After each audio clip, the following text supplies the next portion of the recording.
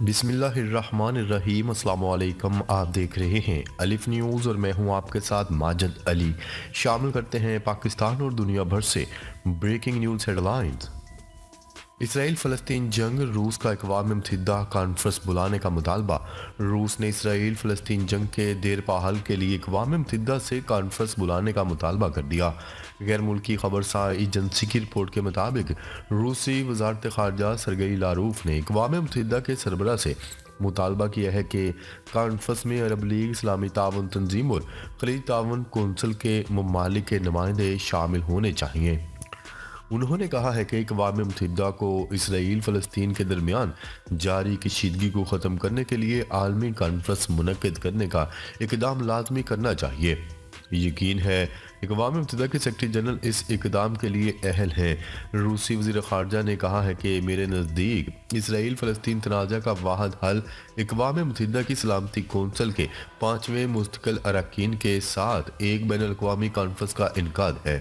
ان کا کہنا تھا کہ فلسطینی شہریوں کے ساتھ مسلسل ناانصافی کی جا رہی ہے، جبکہ فلسطینی ریاست کے قیام کا وعدہ کیا گیا تھا، لیکن ہم دیکھ سکتے ہیں کہ ہر گزرتے دن کے ساتھ غزہ کی صورتحال مزید کشیدگی کی طرف جا رہی ہے۔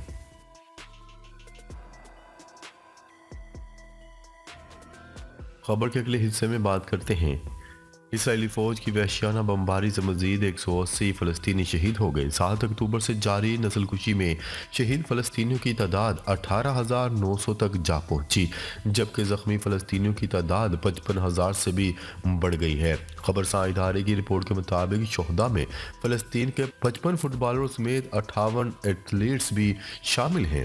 فلسطین کی مزاحمتی تنظیم حماس کے جوابی حملوں سے کئی اسرائیلی ٹینک اور فوجی گاڑیاں تباہ ہو گئی۔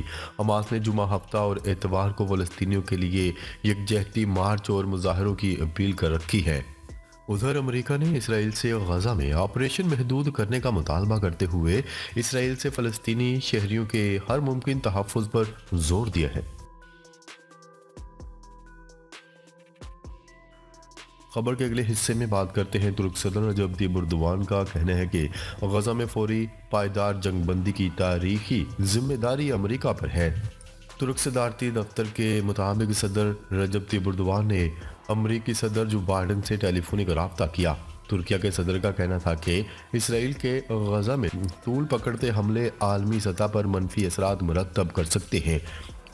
رجب طیب اردوان نے جو بائیڈن سے کہا کہ امریکہ اسرائیل کی غیر مشروط حمایت بند کر دے تو غزہ میں فوری جنگ بندی ہو سکتی ہے۔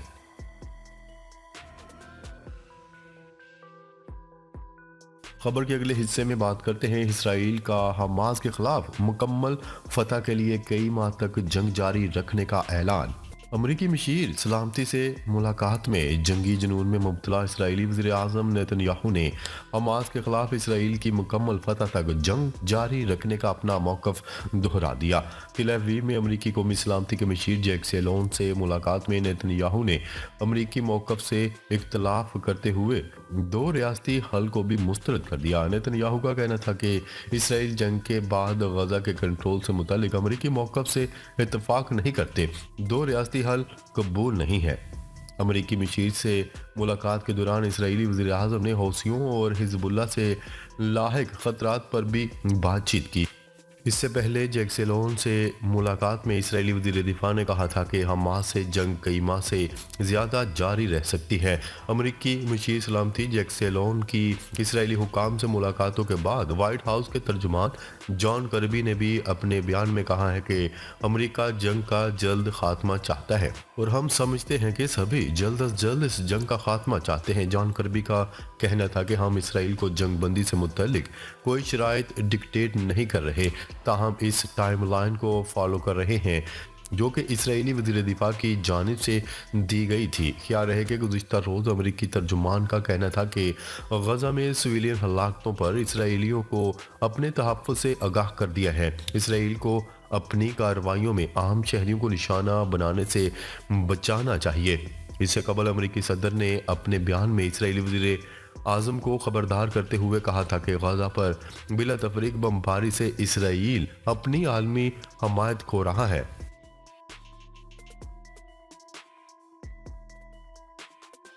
खबर के अगले हिस्से में बात करते हैं। रूस के सदर व्लादिमीर पुतिन ने कहा है कि यूक्रेन में रूसी अहदाफ के हसूल तक अमन मुमकिन नहीं हो सकता।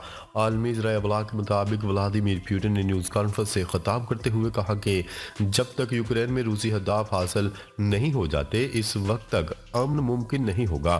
फरवरी 2022 में यूक्रेन पर हमले के बाद से रूसी सदर की ये इस साल के इख्तिताम पर पहली न्यूज़ कॉन्फ्रेंस थी।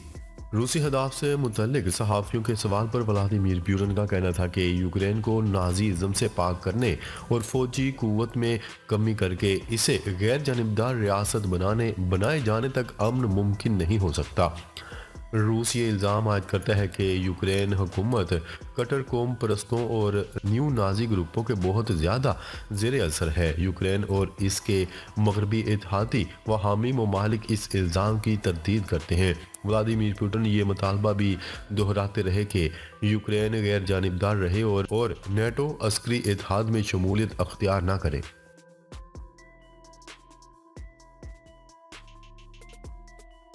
खबर के अगले हिस्से में बात करते हैं। इसराइल गजा को हथियारों की आजमाइश के लिए इस्तेमाल करने लगा।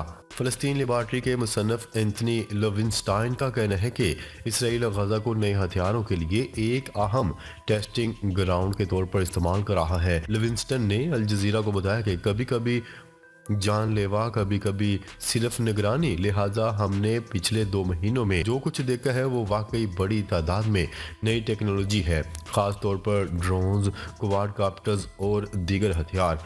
लिविंगस्टन का कहना था कि इसराइल 2014 में जंग के बाद से मसनूई जहानत जंग कर रहा है और अब इसमें वाकई तेज़ी आई है। उनका कहना था कि हमास के खिलाफ जंग में इस टेक्नोलॉजी का इस्तेमाल करके इसराइल गैर मुल्की खरीदारों पर दबाव डाल रहा है। खबर के अगले हिस्से में बात करते हैं। बरतानिया ने इंतहा पसंद इसराइली आबादकारों पर पाबंदी आयद कर दी। सेक्रेटरी खारजा डेविड कैमरून ने कहा है कि इंतहा पसंद इसराइली आबादकारों के बरतानिया में दाखिले पर पाबंदी लगा दी गई है और इसराइल को आबादकारों के तशद्दुद को रोकने के लिए इकदाम करना होंगे।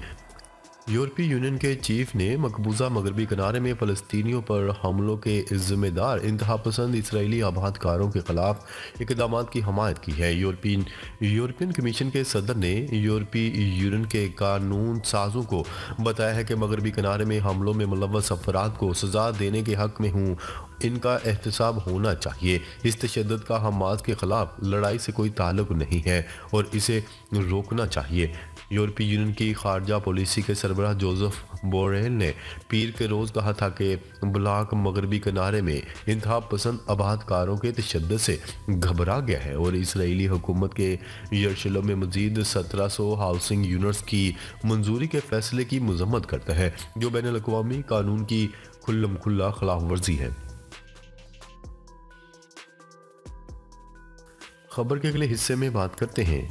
यूरोपीय यूनियन की जानिब से यूक्रेन को यूरोपीय यूनियन का मेंबर बनाने के हवाले से मुज़ाकरात शुरू करने की मंजूरी दे दी गई।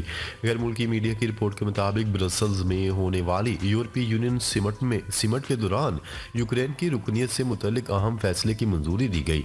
आलमी तौर पर यूक्रेन को यूनियन का रुकन बनने के लिए काफ़ी वक्त दरकार होगा, ताहम ये फैसला मगरिब में यूक्रेन के मफादात के तहफ़्फ़ुज़ और इसे रूसी असरात से महफूज रखने के लिए किया गया है। यूरोपीय यूनियन की जानिब से हंगरी के तहफ़्फ़ुज़ात के बावजूद यूक्रेन को मेंबरशिप देने का फैसला इंतहाई गैर रवायती अंदाज से किया गया, जिस पर रूस से करीबी ताल्लुकात रखने वाले हंगरी के वज़ीर आज़म ने इजलास छोड़कर जाने का ऐलान किया, जिस पर इत्तेहाद के 26 अरकान भी रज़ामंद दिखाई दिए। खबर के अगले हिस्से में बात करते हैं। साइफर केस की कार्रवाई, प्रिंट, इलेक्ट्रॉनिक और सोशल मीडिया पर नशर करने पर पाबंदी आयद।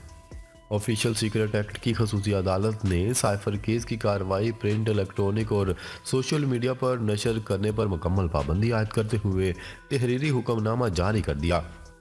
खसूसी अदालत की जानिब से जारी होने वाले फैसले में कहा गया है कि साइफर केस की प्रिंट, इलेक्ट्रॉनिक मीडिया और सोशल मीडिया पर कोई कार्रवाई नशर नहीं होगी। जारी फैसले में पैमरा और PTA को इस हवाले से पाबंदी की हदायत की गई है। अगर कोई भी खिलाफ वर्जी होती है तो इस पर ऑफिशियल सीक्रेट एक्ट के तहत कार्रवाई की जाएगी। जारी फैसले में पैमरा और PTA को अदालती हुक्म की कापी फराहमी की हदायत की गई ताकि आइंदा खिलाफ वर्जी न हो सके। फैसले में कहा गया है कि साइफर केस का ट्रायल इन कैमरा करने की प्रोसिक्यूशन की दरख्वास्त मंजूर की जाती है, जबकि साबिक चेयरमैन पीटीआई और शाह महमूद कुरैशी की फैमिली मशरूत मौजूदगी होगी। ताहम इस शर्त होगी कि अदालती कार्रवाई को फैमिली मेम्बरान किसी जगह बयान नहीं करेंगे। तहरीरी हुक्मनामा के मुताबिक ट्रायल की कार्रवाई के दौरान पब्लिक मौजूद नहीं होगी। नाजरीन, अब तक के लिए इतना ही। मज़ीद खबरें लेकर बहुत जल्द आपकी खिदमत में हाजिर होंगे। तब तक के लिए अपना ख्याल रखिएगा। अल्लाह निगहबान।